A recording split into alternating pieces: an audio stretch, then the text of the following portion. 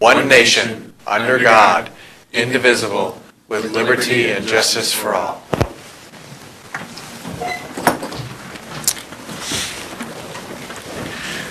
Number 3 would be special orders of the day and announcements. There are none. So item 4 is public hearings. We do have one tonight.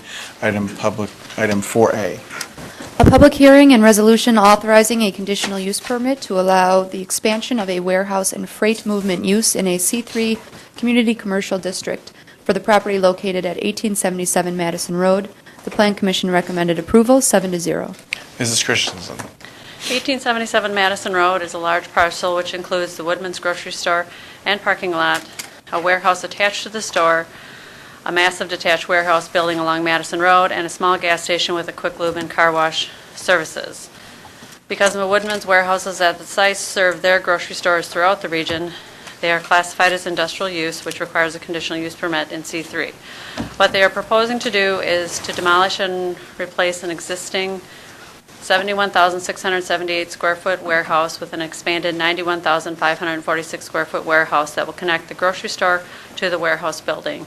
My understanding is this is the original Woodman's Grocery Store, and the way the warehouse, it's designed as a store, not designed as a warehouse. Warehouses are designed differently, and so even increasing it by 20,000 square feet will actually greatly increase the capacity of the warehouse.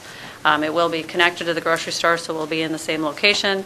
Currently, it's where that driveway kind of runs through over to Burton Street. There's an existing sanitary sewer main under this driveway, which will be relocated to Burton Street at the applicant's expense. It also includes, the addition also includes 6 loading docks and will eliminate that driveway as a result. The total floor area of the combined building, when completed, will be 362,642 square feet, which is about 49% of the area of the entire parcel. Plan Commission did review this and did recommend approval subject to the conditions listed in the resolution. Since that meeting, Woodman's, Building Services General Corp. submitted a landscape plan, and we are requesting a minor change to one of the conditions, but I will walk you through the conditions in the resolution, which the first is that this conditional use permit authorizes the demolition and replacement of the existing 71,678 square foot warehouse with an expanded 91,546 square foot warehouse that will connect the grocery store to the warehouse buildings along Madison Road.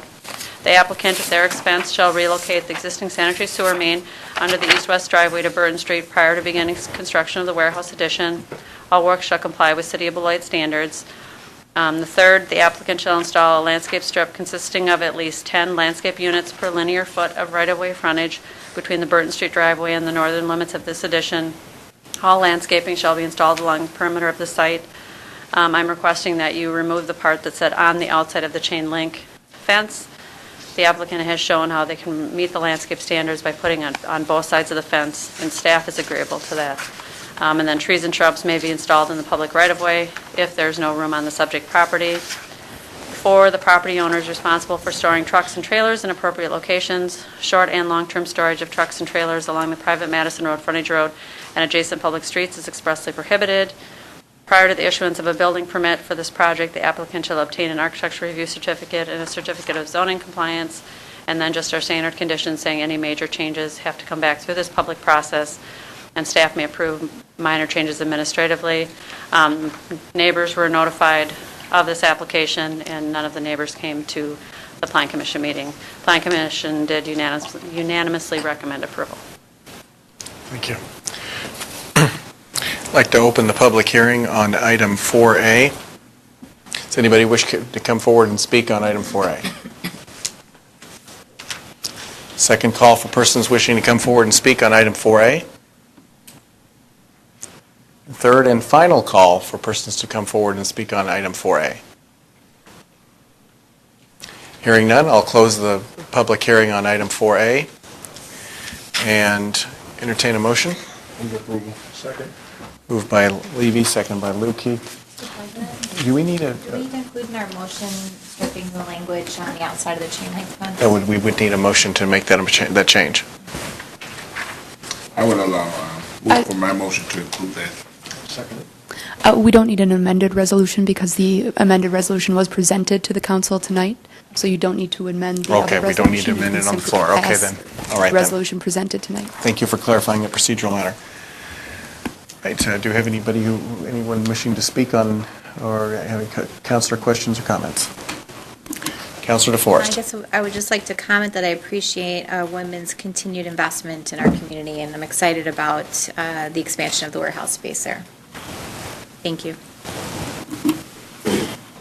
Anyone else? Hearing none, we have a motion and a second. All in favor of approving the resolution, say aye. Aye. Any opposed? Item passes 6-0. Item 5 is citizens' participation.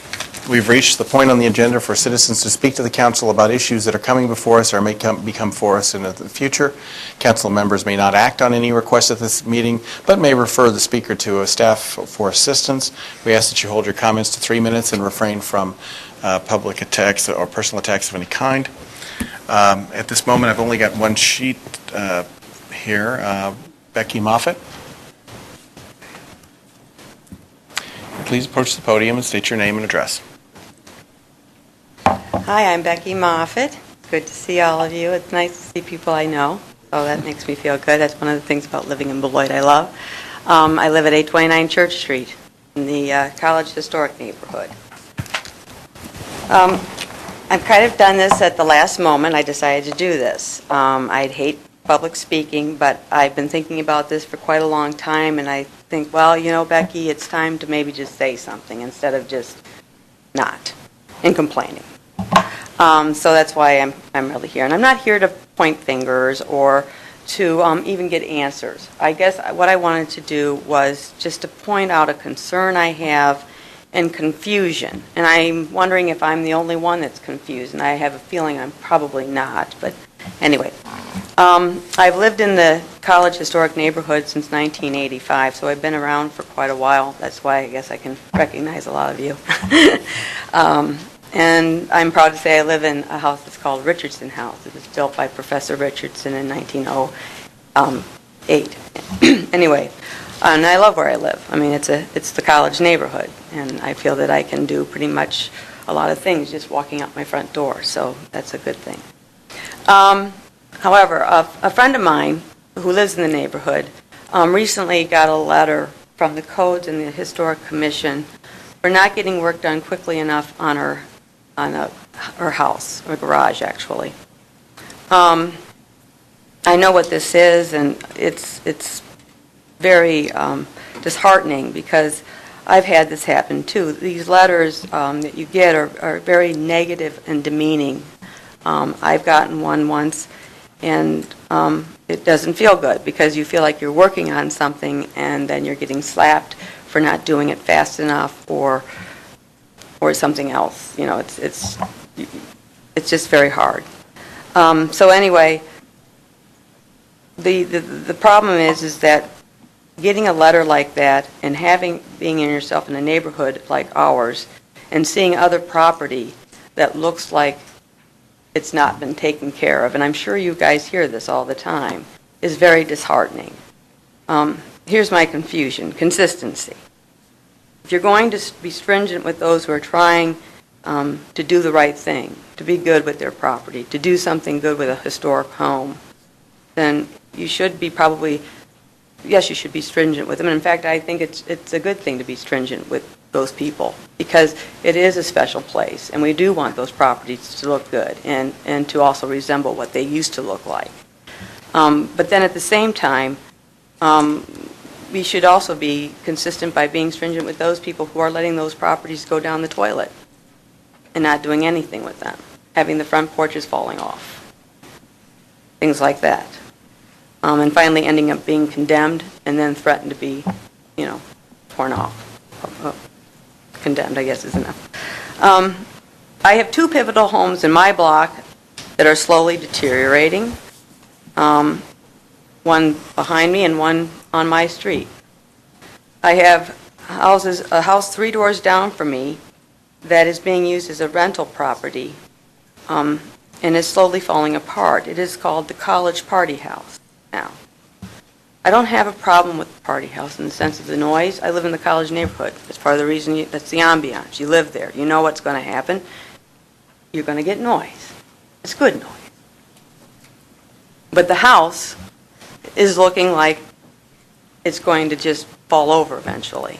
And this scares us as neighbors. So we wonder, why is it that this house is being allowed particularly to be being taken care of like it is and not having anything really done? In fact, some students live in the attic. I have gone numerous times. I've talked to Tom Clifford when he was here. I've talked with Dee Dee, Julie, the fire department. I've talked to council people. We've talked to everybody. This man is making money off of this historic house and is ruining our neighborhood along with other people who are doing the same. And we seem not to be able to get nothing. But my neighbor tries to fix up her garage and gets slapped with a fine because she doesn't get windows in it fast enough. It just doesn't make sense to me.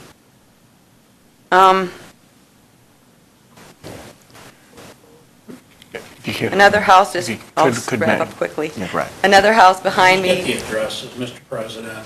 We'll check. I guarantee you there will be immediate action taken of another sort if these homes are not in the process. I'd be absolutely shocked if these are not in the process and we don't have work underway.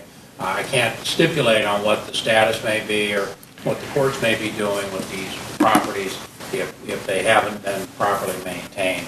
But if I find that they haven't been even looked at, that's another matter. We'll have to deal with that internally. So we can just get the addresses. We'll follow. Could you do that You for us, have Becky? the addresses. I'm not here to do anything like that. All I'm doing is saying, I have been here for so many years, living in this neighborhood.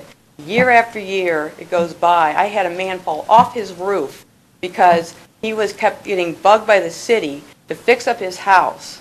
And he ended up falling off his roof because he couldn't afford to fix it other than with himself. And people who are not living in my neighborhood, who take pivotal homes particularly, and don't have anybody living in it for several years, stay vacant and are deteriorating.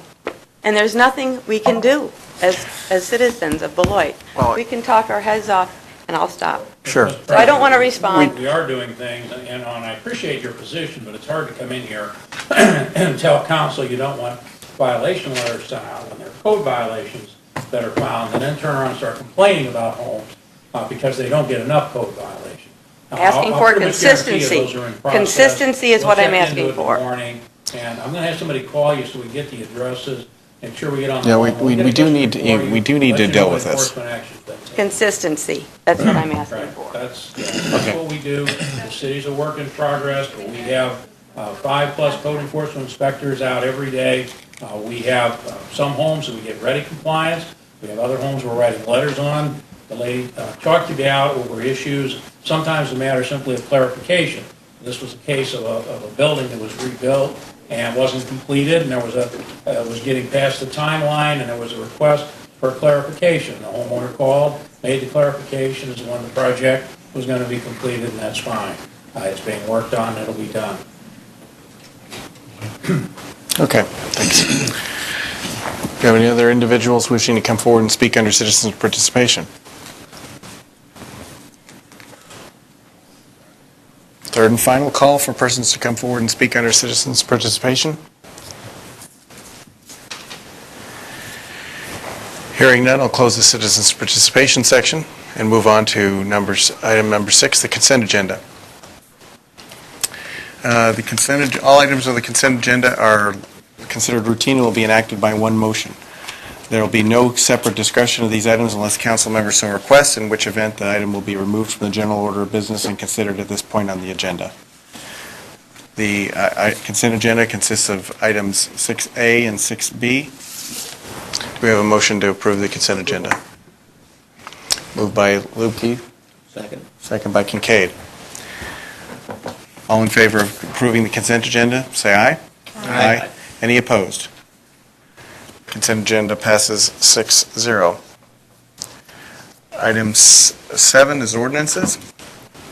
A proposed ordinance to amend Sections 25.04 Sub 4 Sub D and 18.02 Sub 4 Sub B, and to create Sections 18.02 Sub 23 and 15.15 of the Code of General Ordinances of the City of Beloit pertaining to animal control enforcement and dog park regulations. Ms. Krieger. Good evening. There are two components to the agenda item that I have this evening. The first relates to changes that are necessary to implement the animal control program.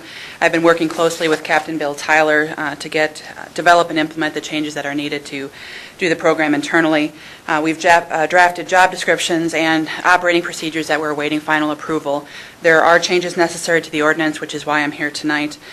The police department will be utilizing community service officers and animal control officers to handle a bulk of the animal control-related duties. CSOs and animal control officers, therefore, must be given the authority to write citations. The ordinance itself outlines the specific sections of the code that they will be able to write citations under. We expect the CSOs and the animal control officers will go through a humane officer training that's provided by the state. In addition, I will be providing some training on the city ordinances and the state laws related to animal control-related ordinances. We expect that a majority of the training will happen over the next several weeks. The other ordinance changes within the animal control portion of the submittal will allow police officers to write citations for any kind of livestock that's illegally in the city. We already prohibit that under Chapter 7, which is our property maintenance code. This creates a cross-reference under Chapter 15 that allows the police department to issue those citations. And there are also some minor text amendments within the draft ordinance to take into account the changes that we've had to the service providers for the shelters. Secondly, as the dog park-related section of the ordinance, currently, we have a dog park at the corner of, I believe, Willowbrook and Springbrook, and one of the provisions of the current code says that animals cannot run at large within the city park. We've now created an exception for dogs that are within the dog park, so they can roam free within the dog park. So we've got an exception for that. And we've also allowed the Director of Parks and Leisure Services to create reasonable rules and regulations that must be approved by the Park and Rec Commission. And we've identified some of those rules within the ordinance so that we can have an enforcement mechanism, within the ordinance so that we can have some ability to enforce those regulations. So with that said, if you have any questions, I'd be happy to answer them if I can.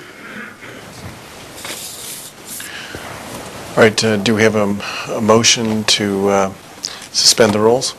Move to suspend the rules, Mr. President. Second. Moved by DeForest, second by Spreitzer. Any questions about suspending the rules? Hearing none, I'll call the motion. All in favor of suspending the rules, say aye. Aye. Any opposed? Okay. Motion to suspend the rules has been passed 6-0. Do we have a motion on the merits? Make a motion on merits. Moved by Second. DeForest, second by Spreitzer. Does anybody wish to speak to discuss the ordinance? Hearing none, all in favor of adopting the ordinance, say aye. Aye. Any opposed? Hearing none, the ordinance is adopted 6-0. Item 6 or 7B.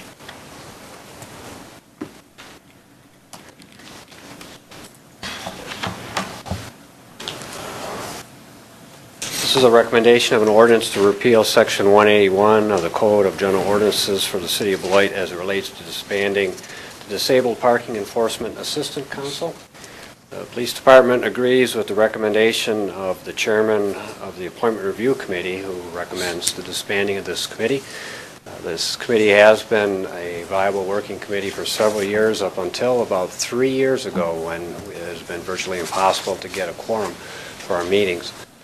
There's one active member who has done an outstanding job over the last 3 years, but we just can't keep the committee going without getting members on it.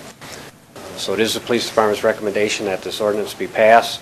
We feel that we can fill in where in the past we have had the opportunity to write some tickets for disabled violations because of committee members. Less than 2% of the 6,000 tickets we write each year are handicap tickets.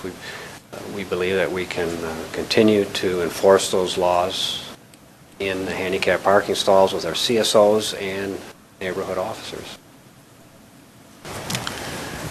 Thank you. Do we have a motion to suspend the rules? Motion. Moved by Second. Levy, second by, or moved by Lubke, second by Levy. Anybody wish to discuss suspending the rules? Hearing none, all in favor of suspending the rules, say aye. Aye. Any opposed? Hearing none, we've suspended the rules 6-0. Does anybody wish to move on the merits? Move approval. Second. Moved by Levy and second by Lubke. Anybody wish to discuss the merits of the ordinance change? Hearing none, all in favor, say aye. Aye. Any opposed? Ordinance adopted 6-0. Item 8 is appointments. We have none. 9 are councilor activities and upcoming events. Let's start with Councilor DeForest. Thank you, Mr. President. Welcome to the students in the audience. We're always glad to have you here.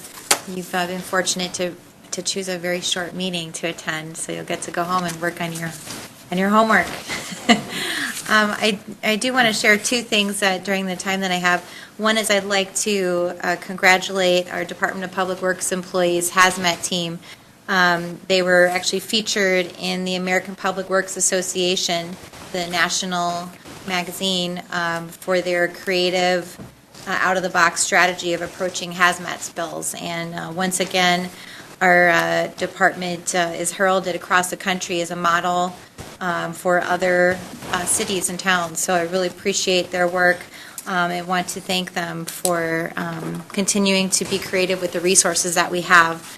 And then secondly, on a bit of a personal note, I was in a car accident on Friday and had the great privilege of having City of Beloit paramedics and officers respond.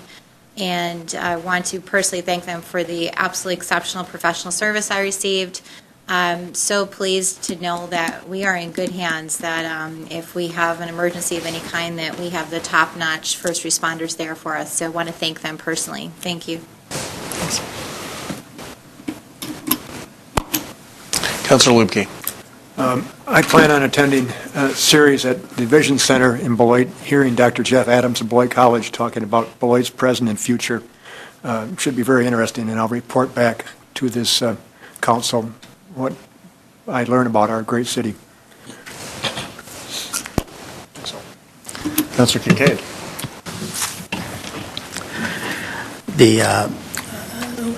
I want to especially thank Public Works. Emerson Street was great right after the snowstorm. We had no trouble. Even the hill trying to get up to Milwaukee was clean, and I understand that that was pretty much the case throughout the city. On another note, I appreciate Ms. Moffitt's presence here this evening. For one who admires and sometimes longs to have lived in the college neighborhood, I can understand the frustration that may be there. I'd talked to her over 6 months ago, and possibly one of many. But I hope that she will learn that there is action going on, although it may not be obvious, and that some very concrete steps can be taken to remedy some of those problems. Okay. Councilor Levy. I have nothing this evening. Mr. Vice President. I'm also planning to attend the presentation series by Jeff Adams, so I'll look forward to seeing Councilor Lubke there as well. Actually, that'll make 3 of us at least. So I'll be there as well. And that's all I need to have to say tonight. We might need to, Mr. President. Yeah. Just listening to, we have 4 councils right now that's planning to attend that, so we need to make sure we probably post that. Thank you very much for bringing that up, and I believe the clerk has a grasp on that. Thank you very much. Okay, excellent. So item number 10 is city manager's presentation. There are none, so we move on to 11, reports from boards and city officers. 11A. A resolution approving the naming of the auditorium at Grinnell Hall in honor of John Calkerts. Mr. Ramsey.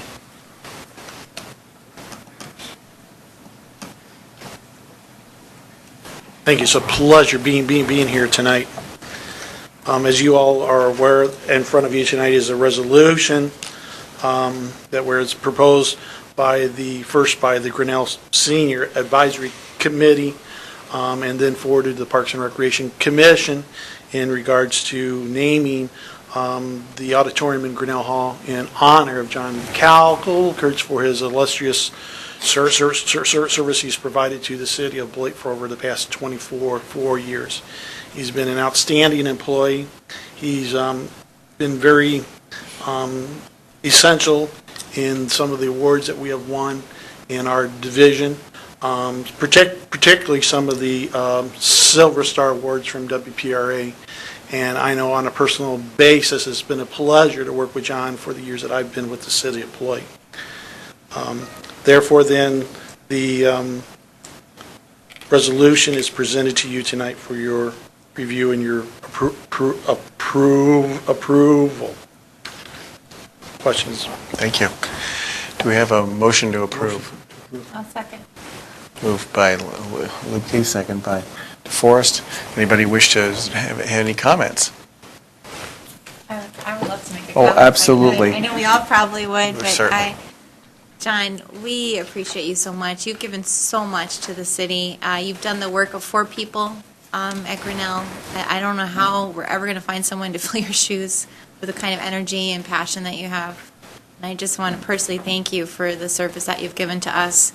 And on a side note, I have some wonderful photos that John has taken and shared. He's our go-to photographer, for those of you who don't know at home.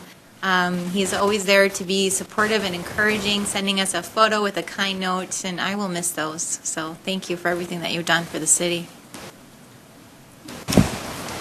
Anyone else? Well, okay. Councilor Spitzer. I certainly echo everything that Councilor DeForest said. Every time that I've been to Grinnell Hall or run into you anywhere else, the energy and the passion is just so overwhelming and infectious, and it's wonderful. So certainly we'll miss that, but hope that someone else can step into the shoes you leave behind. But they're going to be big shoes to fill, and we certainly have appreciated the service greatly. Yeah. All right. I hope that energy and enthusiasm can be, what is it called? Harnessed? No, we can't do that. Okay. It's a little bit like a blood transfusion. That's what we need. What's that? Okay. Dave? Before you retire, maybe you could teach us how to square dance? Thank you. All right. Shall we go ahead and do that after? Yeah, you're the president. I tell you what, before we take this vote, I would just like to applaud John. I really think that the things that he's brought forward.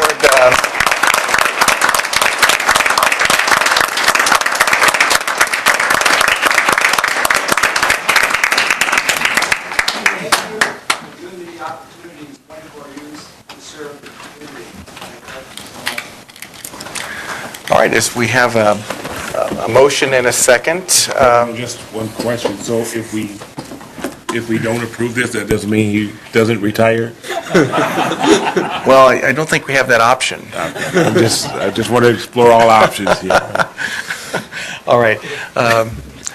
All in favor, say aye. Aye. Any opposed? The motion then passes 6-0. Congratulations, John.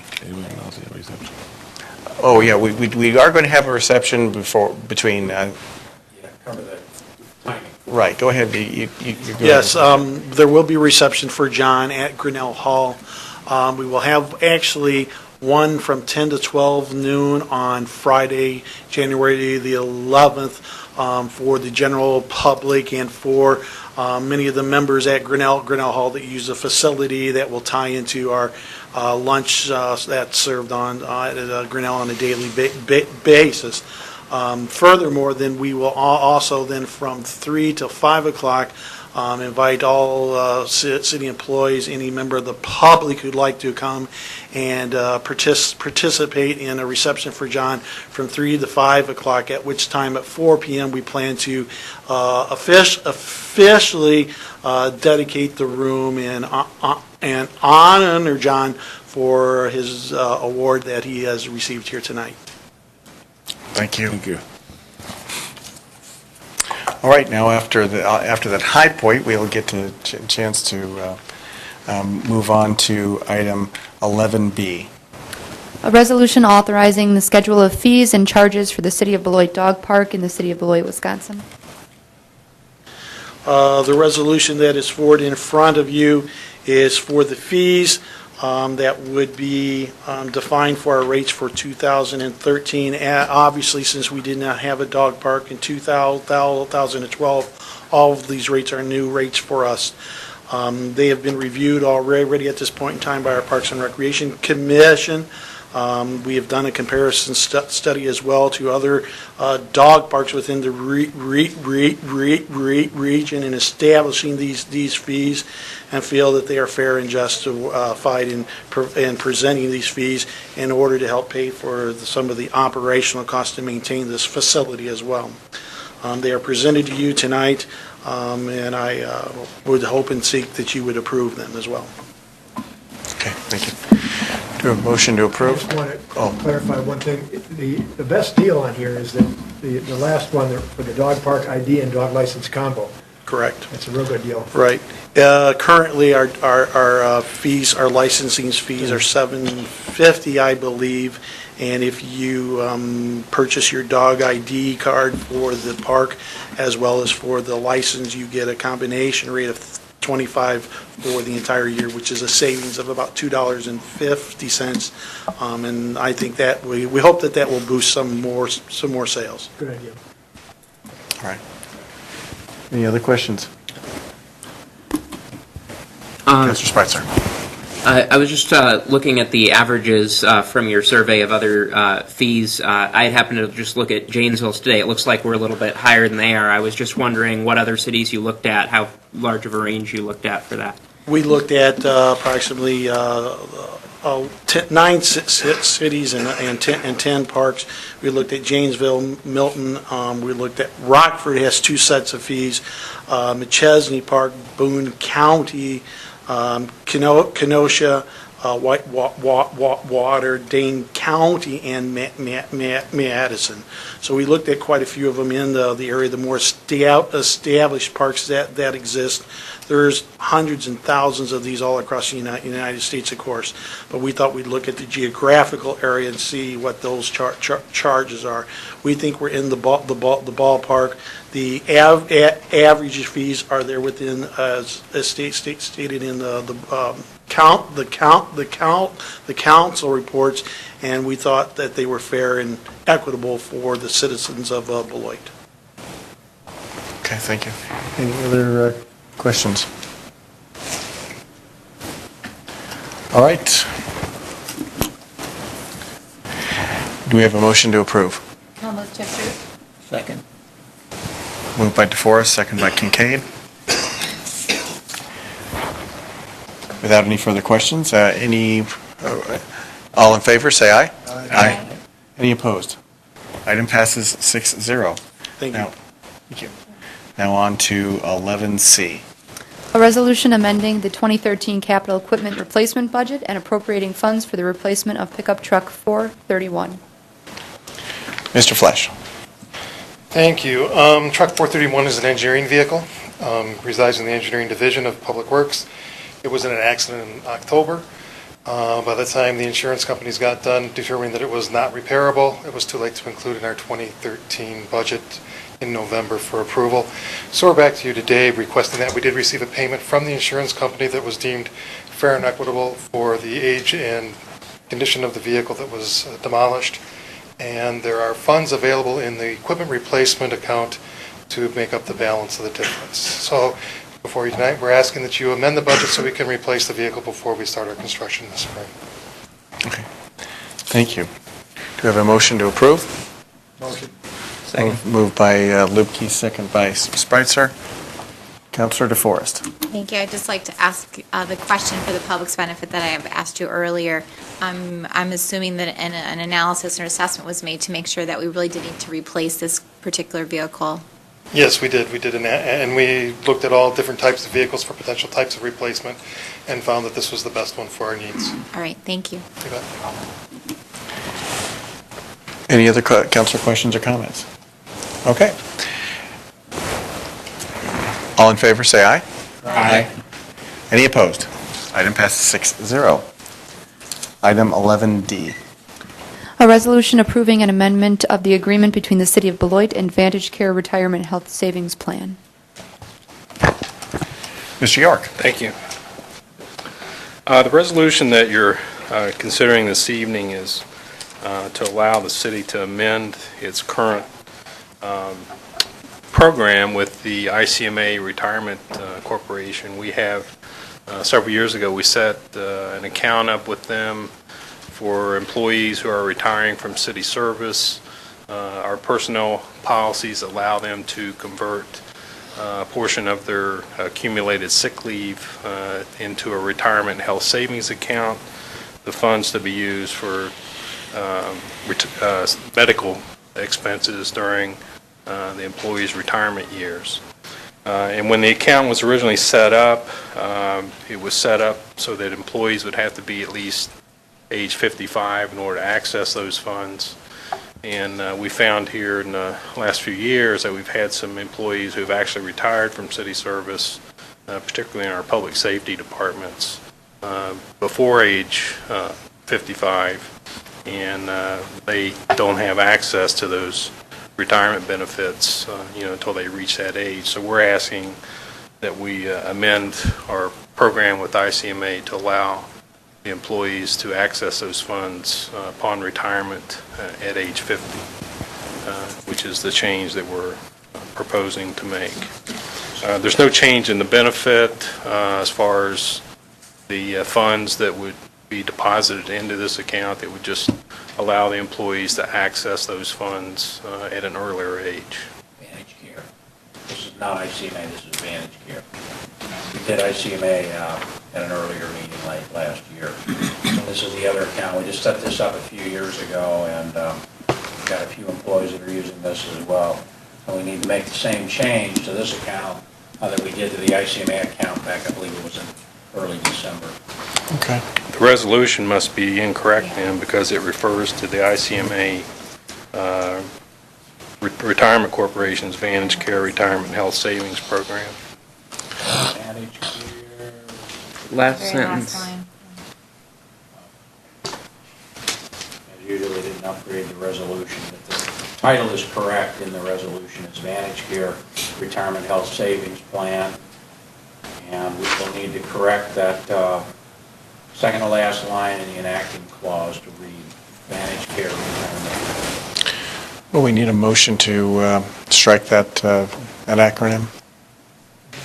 Vantage Care, I'm not sure it's incorrect. I mean, it's not ICMA. This is through, we have 3 457 plan options that employees can opt into. This is not a 457 program. It's not part of the 457 program. I understand. This is part of the Retirement Health Savings Program, but it's under one of those other options. We did the ICMA program, which was the original one we had set up. We did that back in December. So this is basically an administrative cleanup. We need to do the second health savings account as well to reduce that age. So if council would approve this tonight, we'll fix the language so it's got the correct corporate name in it tomorrow before this thing's executed. Councilor Levy. Just a point of clarification before we vote to approve this. We've heard the presentation earlier, and we heard the presentation this evening. I just want to make sure that before we move forward on this, that we are 100% clear on what it is we're approving, because I'm kind of hearing some dissension back and forth of it's not this, it is this. I just want to make sure that before I move forward and vote on anything of this magnitude, that we have a clear understanding of exactly what it is we're approving this evening. Why don't we hold this for the next meeting, There's no particular hurry. Okay. And we'll have the resolution corrected because these are separate programs. Okay. These are not, this is not a component of the ICMA retirement. And I understand that, but when I hear dissension, I want to make sure that we are perfectly clear before we move forward and approve anything. Let's hold it for next meeting. Sure. Okay, thank you. No particular hurry. Councilor Spitzer. As long as we have this on the agenda, I wanted to point out that on page 43 of the packet, there does seem to be language there as well referring to ICMA, so that may be worth taking a look at as well. But we need to reevaluate the whole thing. But we did ICMA. We didn't need to do that again tonight. This was a program under that Vantage Care 457 option for those employees that participated in that plan. So let us, again, let us take this back. It may be correct, but it doesn't seem right, and we're in no hurry. We'll get this fixed up. Okay. Have it on the agenda in 2 weeks. So we'll need to move to lay this over. So move. Second. Moved by Spitzer, second by Levy. All in favor of laying this item over, say aye. Aye. Aye. Any opposed? Item is laid over. Time to be determined. Item 11E. A resolution authorizing and approving a cost of living adjustment for non-represented city employees. Mr. President, I'll go ahead and handle that Sure.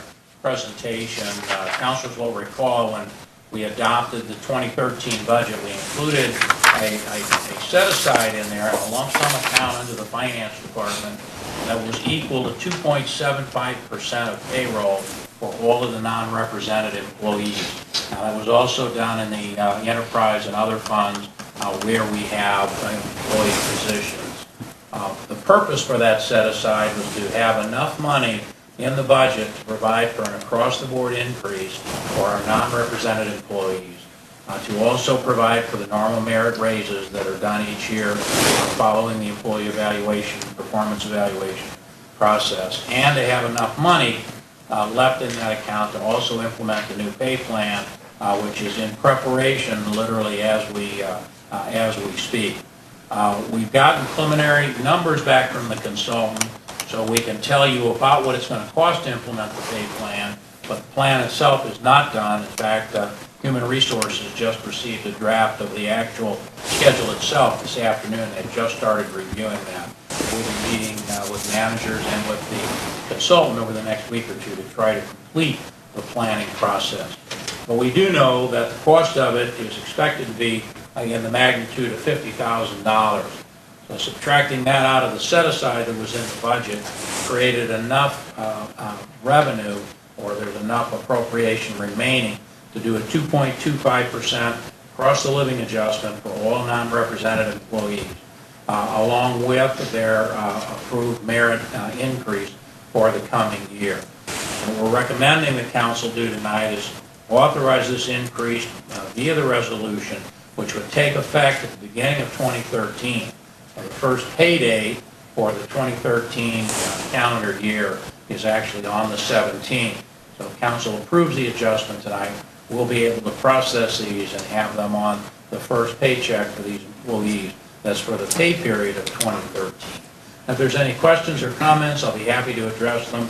As I mentioned earlier, the pay plan itself will be done. We're anticipating presenting that in a workshop with the consultant sometime in late February.